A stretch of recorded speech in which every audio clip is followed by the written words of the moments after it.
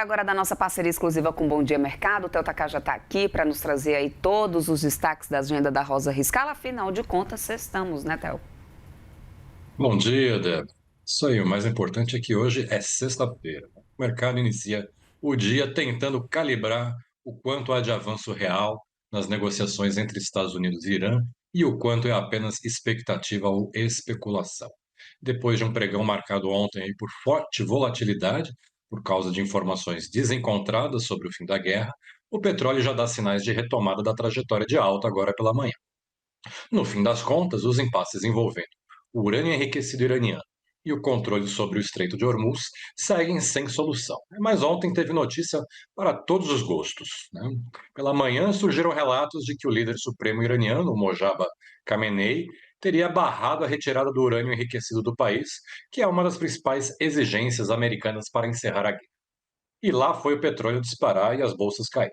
De tarde, o jogo se inverteu completamente, com o relato de uma agência de notícias iraniana de que Estados Unidos e o Irã teriam finalmente chegado a um consenso sobre um rascunho de acordo de paz e que mais novidades seriam oficialmente anunciadas até o final do dia.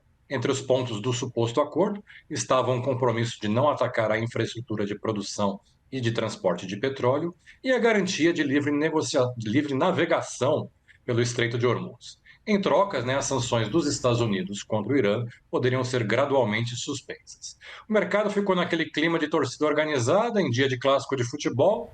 Foi toda aquela emoção e euforia para no final da tarde vir uma notícia desmentindo o tal acordo. Ficou aquele clima de 0-0, com todo mundo de cara amarrada, mas ainda na esperança de que saia um golzinho aos 45 do segundo tempo. Donald Trump voltou a afirmar que os Estados Unidos querem receber o urânio iraniano e rejeitou qualquer hipótese de cobrança de pedágio para passagem de navios em Hormuz, enquanto o Irã insiste na suspensão das sanções, no desbloqueio de ativos e em garantias de cessar-fogo também no Líbano. Segue o jogo, Débora. Pois é, enquanto esse jogo aí de versões não acaba, até hoje tem evento importante nos Estados Unidos para Donald Trump. Conta pra gente então o que é. O indicado de Trump para a presidência do Fed, o Kevin Warsh, vai tomar posse hoje ao meio-dia, pelo horário de Brasília, lá em Washington, com a presença do presidente americano. A transição encerra aí oficialmente a gestão de Jerome Powell no comando do BC americano. O Warsh assume o Fed, em meio ao debate aí sobre a independência da autoridade monetária americana e a pressão da Casa Branca por juros mais baixos, num ambiente que tem sido marcado aí pelos efeitos da guerra e pelo temor persistente da inflação.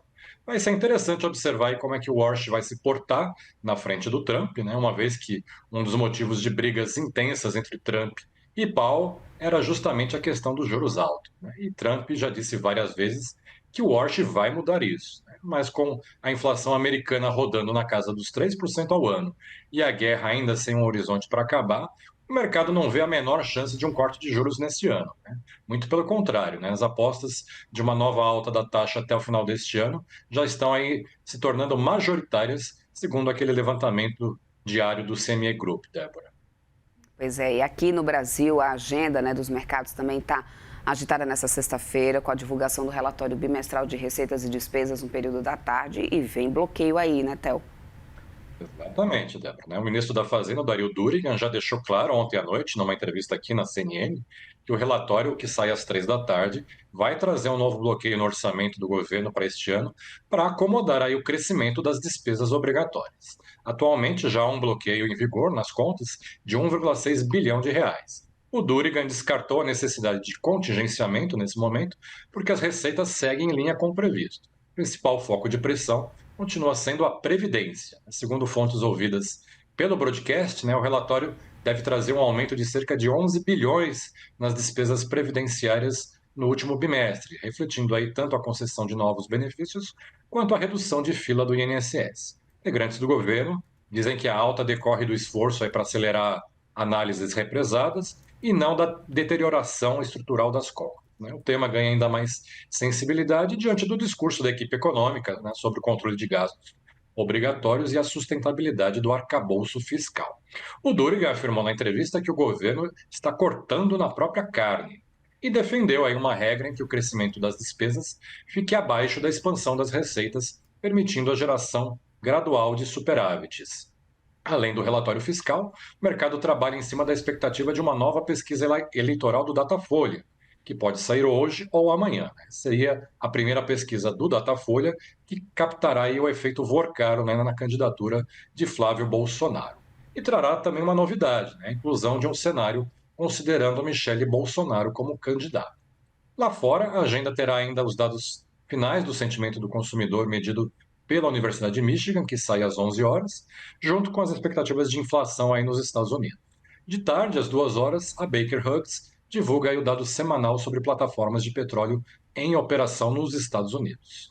O mercado de Treasuries vai fechar mais cedo hoje, às 3 da tarde, pelo horário de Brasília, por causa da véspera de feriado, do feriado americano do Memorial Day, né, que acontece na segunda-feira.